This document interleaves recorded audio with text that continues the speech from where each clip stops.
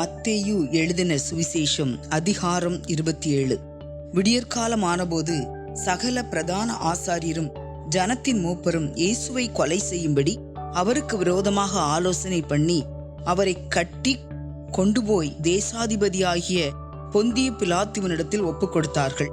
அப்பொழுது அவரை காட்டிக் கொடுத்த யூதாஸ் அவர் மரணாக்கினைக்குள்ளாக தீர்க்கப்பட்டதைக் கண்டு மனஸ்தாபப்பட்டு அந்த 30 வெள்ளிக்காசை பிரதான ஆசாரியரிடத்திற்கும் மூப்பரிடத்திற்கும் திரும்ப கொண்டு வந்து, குற்றமில்லாத இரத்தத்தை நான் காட்டிக் கொடுத்ததினால் பாவம் செய்தேன் என்றான். அதற்கு அவர்கள், எங்களுக்கென்ன, அது உன்பாடு என்றார்கள். அப்பொழுது அவன் அந்த வெள்ளிக்காசை தேவாலயத்திலே எறிந்துவிட்டு புறப்பட்டு போய் நான்று கொண்டு செத்தான். பிரதான ஆசாரியர் அந்த வெள்ளிக்காசை எடுத்து, இது இரத்த கிரயமானதால் காணிக்கை பெட்டியிலே இதை போடலாகாது என்று சொல்லி ஆலோசனை பண்ணின பின்பு அந்நியரை அடக்கம் பண்ணுவதற்கு குயவனுடைய நிலத்தை அதனாலே கொண்டார்கள். இது நிமித்தம் அந்த நிலம் இந்நாள் வரைக்கும் இரத்த நிலம் எண்ணப்படுகிறது. இஸ்ரவேல் புத்திரரால் மதிக்கப்பட்டவர்க்கு கிரயமாகிய 30 வெள்ளிக்காசை அவர்கள் எடுத்து, கர்த்தர் எனக்கு கற்பித்தபடி குயவனுடைய நிலத்திற்காக அதை கொடுத்தார்கள் என்று எரேமியா தீர்க்கதரிசியால் உரைக்கப்பட்டது அப்பொழுது நிறைவேறிற்று. இயேசு தேசாதிபதிக்கு முன்பாக நின்றார். தேசாதிபதி அவரை நோக்கி, நீ யூதருடைய ராஜாவா என்று கேட்டான். அதற்கு இயேசு, நீர் சொல்லுகிறபடிதான் என்றார். பிரதான ஆசாரியரும் மூப்பரும் அவர் மேல் குற்றம் சாட்டுகையில் அவர் மாறுத்தரம் ஒன்றும் சொல்லவில்லை. அப்பொழுது பிலாத்து அவரை நோக்கி, இவர்கள் உன்மேல் எத்தனையோ குற்றங்களை சாட்டுகிறார்களே, நீ அவைகளை கேட்கவில்லையா என்றான். அவரோ ஒரு வார்த்தையும் மாறுத்தரமாக சொல்லவில்லை. அதனால் தேசாதிபதி மிகவும் ஆச்சரியப்பட்டான். காவல் பண்ணப்பட்டவர்களில் எவனை விடுதலையாக்க வேண்டுமென்று ஜனங்கள் கேட்டுக்கொள்வார்களோ அவனை அவர்களுக்காக விடுதலையாக்குவது பண்டிகை தோறும் தேசாதிபதிக்கு வழக்கமாயிருந்தது. அப்பொழுது காவல் பண்ணப்பட்டவர்களில் பரபாஸ் எண்ணப்பட்ட பேர்போன ஒருவன் இருந்தான். பொறாமையினாலே அவரை ஒப்புக் கொடுத்தார்கள் என்று பிலாத்து அறிந்து அவர்கள் கூடியிருக்கையில் அவர்களை நோக்கி, எவனை நான் உங்களுக்கு விடுதலையாக்க வேண்டுமென்று இருக்கிறீர்கள்? பரபாசையோ கிறிஸ்து எண்ணப்படுகிற இயேசுவையோ என்று கேட்டான். அவன் நியாயாசனத்தில் உட்கார்ந்திருக்கையில் அவனுடைய மனைவி அவனிடத்தில் ஆள் அனுப்பி, நீர் அந்த நீதிமானை ஒன்றும் செய்ய வேண்டாம், அவர் நிமித்தம் இன்றைக்கு சொப்பனத்தில் வெகு பாடுபட்டேன் என்று சொல்லச் சொன்னாள். பரபாசை விட்டுவிட கேட்டுக்கொள்ளவும் இயேசுவை கொலை செய்விக்கவும் பிரதான ஆசாரியரும் மூப்பரும் ஜனங்களை ஏவி விட்டார்கள். தேசாதிபதி ஜனங்களை நோக்கி, இவ்விருவரில் எவனை நான் உங்களுக்கு விடுதலையாக்க வேண்டும் என்று கேட்டான். அதற்கு அவர்கள் பரபாசை என்றார்கள். பிலாத்து அவர்களை நோக்கி, அப்படியானால் கிறிஸ்து எண்ணப்பட்ட இயேசுவை நான் என்ன செய்ய வேண்டும் என்று கேட்டான். அவனை சிலுவையில் அறைய வேண்டும் என்று எல்லாரும் சொன்னார்கள். தேசாதிபதியோ, ஏன் என்ன பொல்லாப்பு செய்தான் என்றான். அதற்கு அவர்கள் அவனை சிலுவையில் அறைய வேண்டுமென்று அதிகமாய் கூக்குரலிட்டு சொன்னார்கள். கலகம் அதிகமாகிறதே அல்லாமல் தன் பிரயத்தனத்தினாலே பிரயோஜனம் இல்லை என்று பிலாத்து கண்டு தண்ணீரை அள்ளி ஜனங்களுக்கு முன்பாக கைகளை கழுவி, இந்த நீதிமானுடைய இரத்தப்பழிக்கு நான் குற்றமற்றவன், நீங்களே பார்த்து கொள்ளுங்கள் என்றான். அதற்கு ஜனங்கள் எல்லாரும், இவனுடைய இரத்தப்பழி எங்கள் மேலும் எங்கள் பிள்ளைகள் மேலும் இருப்பதாக என்று சொன்னார்கள். அப்பொழுது அவன் பரபாசை அவர்களுக்கு விடுதலையாக்கி இயேசுவையோ வாரினால் அடிப்பித்து சிலுவையில் அறையும்படிக்கு ஒப்புக் கொடுத்தான்.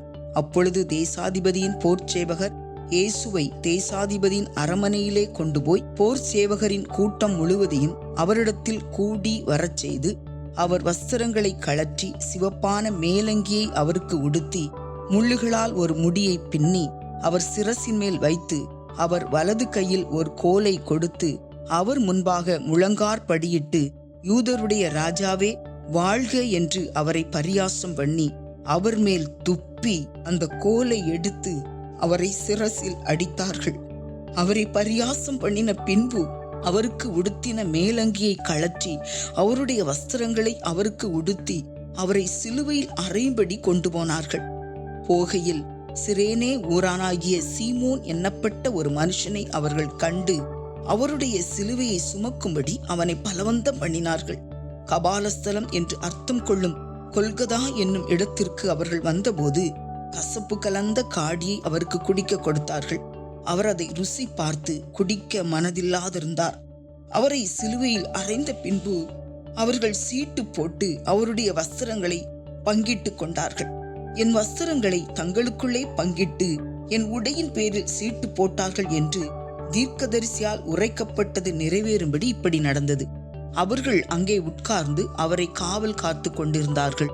அன்றியும் அவர் அடைந்த ஆக்கினையின் முகாந்தரத்தை காண்பிக்கும் பொருட்டு, இவன் யூதருடைய ராஜாவாகிய இயேசு என்று எழுதி அவர் சிரசுக்கு மேலாக வைத்தார்கள். அப்பொழுது அவருடைய வலது பக்கத்தில் ஒருவனும் அவருடைய இடது பக்கத்தில் ஒருவனுமாக 2 கள்ளர் அவரோடே கூட சிலுவைகளில் அறையப்பட்டார்கள். அந்த வழியாய் நடந்து போகிறவர்கள் தங்கள் தலைகளை துலுக்கி, தேவாலயத்தை இடித்து 3 நாளைக்குள்ளே கட்டுகிறவனே, உன்னை நீயே ரட்சித்துக்கொள், நீ தேவனுடைய குமாரனானால் சிலுவையிலிருந்து இறங்கி வா என்று அவரை தூஷித்தார்கள். அப்படியே பிரதான ஆசாரியரும் வேத பாரகரும் மூப்பரும் பரியாசம் பண்ணி மற்றவர்களை ரட்சித்தான். தன்னைத்தான் ரட்சித்துக் கொள்ள திராணி இல்லை. இவன் இஸ்ரவேலின் ராஜாவானால் இப்பொழுது சிலுவையிலிருந்து இறங்கி வரட்டும், அப்பொழுது இவனை விசுவாசிப்போம். தன்னை தேவனுடைய குமாரன் என்று சொல்லி தேவன் மேல் நம்பிக்கையாயிருந்தானே, அவர் இவன் மேல் பிரியமாயிருந்தால் இப்பொழுது இவனை ரட்சிக்கட்டும் என்றார்கள். அவரோடே கூட சிலுவைகளில் அறையப்பட்ட கள்ளரும் அந்தப்படியே அவரை நிந்தித்தார்கள். 6ஆம் மணி நேரம் முதல் 9ஆம் மணி நேரம் வரைக்கும் பூமி எங்கும் அந்தகாரம் உண்டாயிற்று. 9ஆம் மணி நேரத்தில் இயேசு ஏலி ஏலி லாமா சபத்கானி என்று மிகுந்த சத்தமிட்டு கூப்பிட்டார். அதற்கு என் தேவனே என் தேவனே, ஏன் என்னை கைவிட்டீர் என்று அர்த்தமாம். அங்கே நின்றவர்களில் சிலர் அதை கேட்டபொழுது, இவன் எலியாவை கூப்பிடுகிறான் என்றார்கள். உடனே அவர்களில் ஒருவன் ஓடி கடற்காளானை எடுத்து காடியில் தோய்த்து அதை ஒரு கோலில் மாட்டி அவருக்கு குடிக்க கொடுத்தான். மற்றவர்களோ, பொறு, எலியா இவனை ரட்சிக்க வருவானோ பார்ப்போம் என்றார்கள். இயேசு மறுபடியும் மகா சத்தமாய் கூப்பிட்டு ஆவியை விட்டார். அப்பொழுது தேவாலயத்தின் திரைச்சீலை மேல் தொடங்கி கீழ் வரைக்கும் 2ஆக கிழிந்து பூமியும் அதிர்ந்தது, கன்மலைகளும் பிளந்தது, கல்லறைகளும் திறந்தது. நித்திரையடைந்திருந்த அநேக பரிசுத்தவான்களுடைய சரீரங்களும் எழுந்திருந்தது. அவர் உயிர்த்தெழுந்த பின்பு இவர்கள் கல்லறைகளை விட்டு புறப்பட்டு பரிசுத்த நகரத்தில் பிரவேசித்து அநேகருக்கு காணப்பட்டார்கள். 100க்கு அதிபதியும் அவனோடே கூட இயேசுவை காவல் காத்திருந்தவர்களும் பூமி அதிர்ச்சியையும் சம்பவித்த காரியங்களையும் கண்டு மிகவும் பயந்து, மெய்யாகவே இவர் தேவனுடைய குமாரன் என்றார்கள். மேலும் இயேசுவுக்கு ஊழியம் செய்யும்படி கலிலேயாவிலிருந்து அவரோடே வந்திருந்த அநேக ஸ்திரீகள் அங்கே தூரத்திலே நின்று பார்த்து கொண்டிருந்தார்கள். அவர்களுக்குள்ளே மகதலேனா மரியாளும், யாக்கோபுக்கும் யோசேக்கும் தாயாகிய மரியாளும், செபதேவின் குமாரருடைய தாயும் இருந்தார்கள். சாயங்காலமானபோது இயேசுவுக்கு சீஷனும் ஐஸ்வர்யவானுமாய் இருந்த யோசேப்பு என்னும் பெயர் கொண்ட அரிமத்தியா ஊரானாகிய ஒரு மனுஷன் வந்து பிலாத்துவினிடத்தில் போய் இயேசுவின் சரீரத்தை கேட்டான். அப்பொழுது சரீரத்தை கொடுக்கும்படி பிலாத்து கட்டளையிட்டான். யோசேப்பு அந்த சரீரத்தை எடுத்து துயதான மெல்லிய துப்பட்டியிலே சுற்றி தான் கண்மலையில் வெட்டியிருந்த தன்னுடைய புதிய கல்லறையிலே அதை வைத்து கல்லறையின் வாசலில் ஒரு பெரிய கல்லை புரட்டி வைத்து போனான். அங்கே மகதலேனா மரியாளும் மற்ற மரியாளும் கல்லறைக்கு எதிராக உட்கார்ந்திருந்தார்கள். ஆயத்த நாளுக்கு பின்னான மறுநாளிலே பிரதான ஆசாரியரும் பரிசேயரும் பிலாத்துவினிடத்தில் கூடி வந்து, ஆண்டவனே, அந்த எத்தன் உயிரோடு இருக்கும்போது 3 நாளைக்கு பின் எழுந்திருப்பேன் என்று சொன்னது எங்களுக்கு ஞாபகம் இருக்கிறது. ஆகையால் அவனுடைய சீஷர்கள் ராத்திரியிலே வந்து அவனை களவாய் கொண்டு போய் மரித்தோரிலிருந்து எழுந்தான் என்று ஜனங்களுக்கு சொல்லாதபடிக்கும், முந்தின எத்தை பார்க்கிலும் பிந்தின எத்து கொடிதாகாதபடிக்கும் நீர் 3 நாள் வரைக்கும் கல்லறையை பத்திரப்படுத்தும்படி கட்டளையிட வேண்டும் என்றார்கள். அதற்கு பிலாத்து, உங்களுக்கு காவல் சேவகர் உண்டே, போய் உங்களால் கூடிய மட்டும் பத்திரப்படுத்திக் கொள்ளுங்கள் என்றான். அவர்கள் போய் கல்லுக்கு முத்திரையிட்டு காவல் வைத்து கல்லறையை பத்திரப்படுத்தினார்கள். மத்தேயு அதிகாரம் 28. ஓய்வு நாள் முடிந்து வாரத்தின் முதலாம் நாள் விடிந்து வருகையில் மகதலேனா மரியாளும் மற்ற மரியாளும் கல்லறையை பார்க்க வந்தார்கள். அப்பொழுது பூமி மிகவும் அதிரும்படி கர்த்தருடைய தூதன் வானத்திலிருந்து இறங்கி வந்து வாசலில் இருந்த கல்லை புரட்டி தள்ளி அதின் மேல் உட்கார்ந்தான். அவனுடைய ரூபம் மின்னலைப் போலவும் அவனுடைய வஸ்திரம் உறைந்த மழையைப் போல வெண்மையாகவும் இருந்தது. காவலாளர் அவனுக்கு பயந்ததினால் திடுக்கிட்டு செத்தவர்கள் போலானார்கள். தூதன் அந்த ஸ்திரீகளை நோக்கி, நீங்கள் பயப்படாதிருங்கள், சிலுவையில் அறையப்பட்ட இயேசுவை தேடுகிறீர்கள் என்று அறிவேன். அவர் இங்கே இல்லை, தாம் சொன்னபடியே உயிர்த்தெழுந்தார். கர்த்தரை வைத்த இடத்தை வந்து பாருங்கள். சீக்கிரமாய் போய் அவர் மரித்தோரிலிருந்து எழுந்தார் என்று அவருடைய சீஷர்களுக்கு சொல்லுங்கள். அவர் உங்களுக்கு முன்னே கலிலேயாவுக்கு போகிறார், அங்கே அவரை காண்பீர்கள். இதோ உங்களுக்கு சொன்னேன் என்றான். அவர்கள் பயத்தோடும் மகா சந்தோஷத்தோடும் கல்லறையை விட்டு சீக்கிரமாய் புறப்பட்டு அவருடைய சீஷர்களுக்கு அறிவிக்க ஓடினார்கள். அவர்கள் அவருடைய சீஷர்களுக்கு அறிவிக்க போகிற போது இயேசு தாமே அவர்களுக்கு எதிர்பட்டு வாழ்க என்றார். அவர்கள் கிட்ட வந்து அவர் பாதங்களை தழுவி அவரை பணிந்து கொண்டார்கள். அப்பொழுது இயேசு அவர்களை நோக்கி, பயப்படாதிருங்கள், நீங்கள் போய் என் சகோதரர் கலிலேயாவுக்கு போகும்படி அவர்களுக்கு சொல்லுங்கள், அங்கே அவர்கள் என்னை காண்பார்கள் என்றார். அவர்கள் போகையில் காவற் சேவகரில் சிலர் நகரத்துக்குள்ளே வந்து நடந்த யாவற்றையும் பிரதான ஆசாரியருக்கு அறிவித்தார்கள். இவர்கள் மூப்பரோடே கூடி வந்து ஆலோசனை பண்ணி சேவகருக்கு வேண்டிய பணத்தை கொடுத்து, நாங்கள் நித்திரை பண்ணுகையில் அவனுடைய சீஷர்கள் ராத்திரியிலே வந்து அவனை களவாய் கொண்டு போய்விட்டார்கள் என்று சொல்லுங்கள். இது தேசாதிபதிக்கு கேள்வியானால் நாங்கள் அவரை சம்பந்தப்படுத்தி உங்களை தப்புவிப்போம் என்றார்கள். அவர்கள் பணத்தை வாங்கிக் கொண்டு தங்களுக்கு போதிக்கப்பட்டபடியே செய்தார்கள். இந்த பேச்சு யூதருக்குள்ளே இந்நாள் வரைக்கும் பிரசித்தமாயிருக்கிறது. 11 சீஷர்களும் கலிலேயாவிலே இயேசு தங்களுக்கு குறித்திருந்த மலைக்கு போனார்கள். அங்கே அவர்கள் அவரை கண்டு பணிந்து கொண்டார்கள். சிலரோ சந்தேகப்பட்டார்கள்.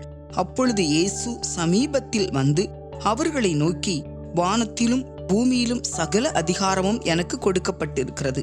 ஆகையால் நீங்கள் புறப்பட்டு போய் சகல ஜாதிகளையும் சீஷராக்கி பிதா, குமாரன், பரிசுத்த ஆவியின் நாமத்திலே அவர்களுக்கு ஞானஸ்நானம் கொடுத்து, நான் உங்களுக்கு கட்டளையிட்ட யாவையும் அவர்கள் கைக்கொள்ளும்படி அவர்களுக்கு உபதேசம் பண்ணுங்கள். இதோ உலகத்தின் முடிவு பரியந்தம் சகல நாட்களிலும் நான் உங்களுடனே கூட இருக்கிறேன் என்றார். ஆமென். மார்க்கு எழுதின சுவிசேஷம் அதிகாரம் 1. தேவனுடைய குமாரனாகிய இயேசு கிறிஸ்துவனுடைய சுவிசேஷத்தின் ஆரம்பம்.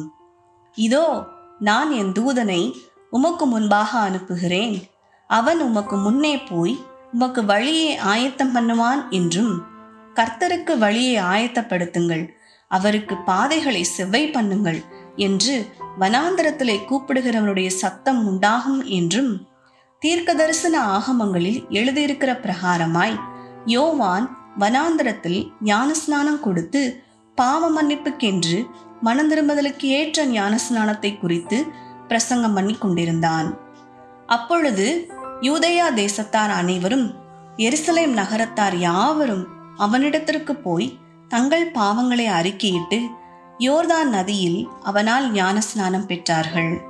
யோவான் ஒட்டக மயிர் உடையை தரித்து தன் அறையில் மார்க்கச்சையை கட்டி கொண்டவனாயும் வெட்டு கிளியையும் காட்டுத் தேனையும் புசிக்கிறவனாயும் இருந்தான்.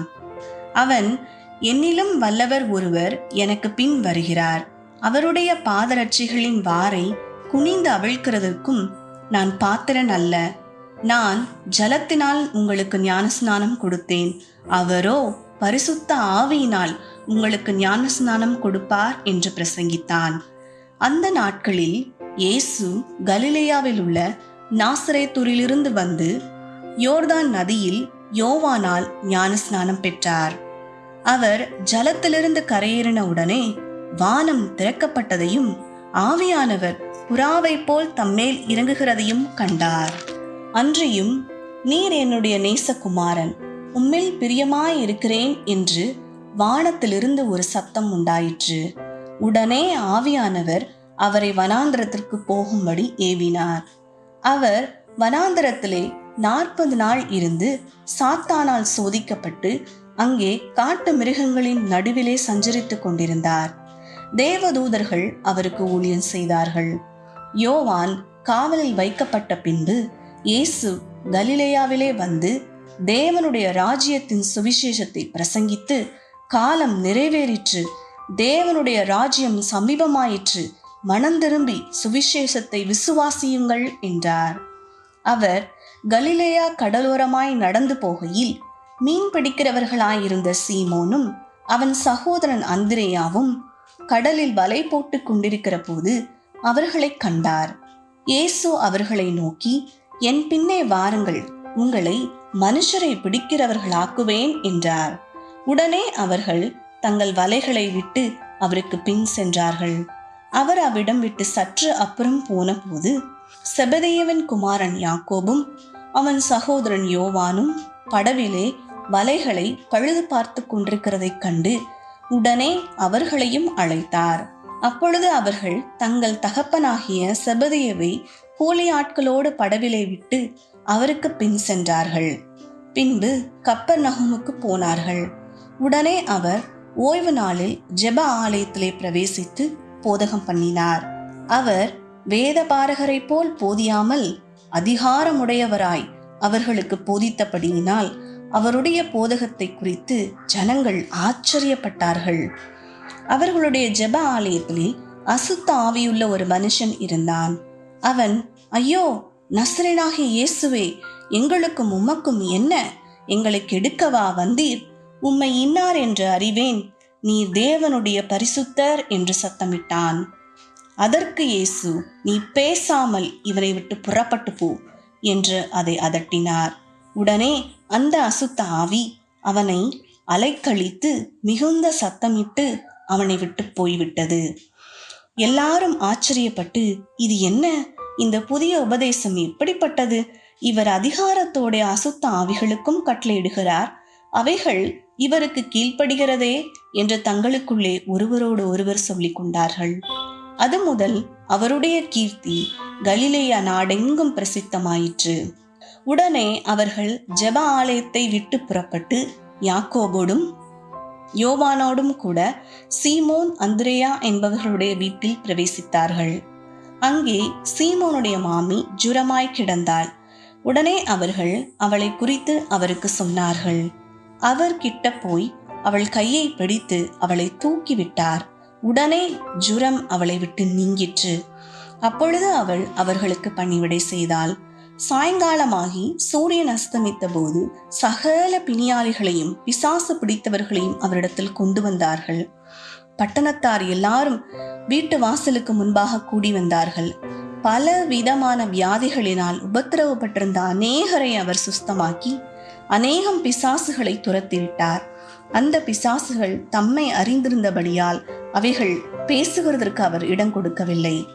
அவர் அதிகாலையில் இருட்டோட எழுந்து புறப்பட்டு வனாந்தரமான ஒரு இடத்திற்கு போய் அங்கே ஜெபம் பண்ணினார். சீமோனும் அவனோடு இருந்தவர்களும் அவரை பின்தொடர்ந்து போய் அவரை கண்டபோது, உம்மை எல்லாரும் தேடுகிறார்கள் என்று சொன்னார்கள். அவர்களை அவர் நோக்கி, அடுத்த ஊர்களிலும் நான் பிரசங்கம் பண்ண வேண்டுமாதலால் அவ்விடங்களுக்கு போவோம், வாருங்கள், இதற்காகவே புறப்பட்டு வந்தேன் என்று சொல்லி கலிலேயா நாடெங்கும் அவர்களுடைய ஜெப ஆலயங்களில் அவர் பிரசங்கம் பண்ணி கொண்டும் பிசாசுகளை துரத்தி கொண்டும் இருந்தார். அப்பொழுது குஷ்டரோகி ஒருவன் அவரிடத்தில் வந்து அவர் முன்பாக முழங்கால் படியிட்டு, உமக்கு சித்தமானால் என்னை சுத்தமாக்க உம்மால் ஆகும் என்று வேண்டிக் கொண்டான்.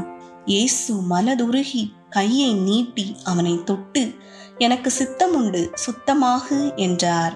இப்படி அவர் சொன்ன உடனே குஷ்டரோகம் அவனை விட்டு நீங்கிற்று. அவன் சுத்தமானான். அப்பொழுது அவர் அவனை நோக்கி, நீ இதை ஒருவருக்கும் சொல்லாதபடிக்கு எச்சரிக்கையாயிரு. ஆயினும் நீ போய் ஆசாரியனுக்கு உன்னை காண்பித்து, நீ சுத்தமானது நிமித்தம் மோசே கட்டளையிட்டிருக்கிறவைகளை அவர்களுக்கு சாட்சியாக செலுத்து என்று கண்டிப்பாய் சொல்லி உடனே அவனை அனுப்பிவிட்டார். அவனோ புறப்பட்டு போய் இந்த சங்கதி எங்கும் விளங்கும்படியாக பிரசித்தம் பண்ண தொடங்கினான். அதனால் அவர் வெளியரங்கமாய் பட்டணத்தில் பிரவேசிக்க கூடாமல் வெளியே வனாந்தரமான இடங்களில் தங்கியிருந்தார். எத்திசையிலும் இருந்து ஜனங்கள் அவரிடத்திற்கு வந்தார்கள்.